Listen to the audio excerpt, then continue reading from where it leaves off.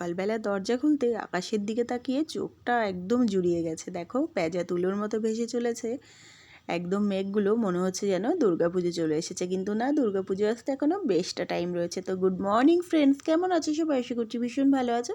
তো সকালবেলা উঠে প্রকৃতি দেখলেই তো আর হবে না, তো বানিয়ে নিয়েছিলাম একটু ব্রেকফাস্টে ম্যাগি। আর সকাল সকাল জামা কাপড়গুলো কেচে দিয়েছিলাম, কারণ প্রচণ্ড পরিমাণে এমনিতেই ব্যাঙ্গালোরের মধ্যে প্রচণ্ড পরিমাণে হাওয়া দেয় প্রতিদিনই। তো আরও আজকে যেন আরও বেশি সুন্দর লাগছিল ওয়েদারটা। তো মাসের শেষ, তবু কিছু টুকিটাকি জিনিস শেষ হয়ে গেছিলো, তো সেগুলোই বরমশাই মল থেকে নিয়ে চলে এসেছিলো, আর সাথে নিয়ে এসেছিলো চিকেন। তো চিকেনটাও রান্না করছে, আর একটা স্পেশাল ডিশ আজকে আমিও রান্না করব। তো এই কালারটা কেমন আসছে, এটা কিন্তু পুরো লাল লাল কালারটা এরকম কেন আসছে আমি বলতে পারছি না। যাই হোক, কোনো রকম প্রবলেম হবে হয়তো মোবাইলে তখন।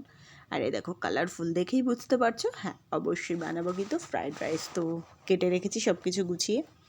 আর একটু শুধু তো রান্নাবান্না করলে হবে না, দুজনের একটু খাওয়া দাওয়া করতে হবে। তো পাকা পেঁপে আমরা দুজনেই ভালোবাসি, কিন্তু এটা খুব একটা পাকা ছিল না, আর একটু পাকলে ভালো হতো।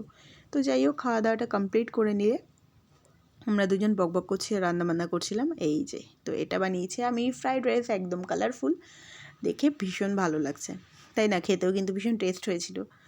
আর রয়েছে লাল লাল ঝাল ঝাল চিকেন কষা। তো এটাই ছিল আজকে মেনুতে, এক্সট্রা কিছু বানানো হয়নি। ও বানিয়েছে চিকেন, আমি বানিয়েছি।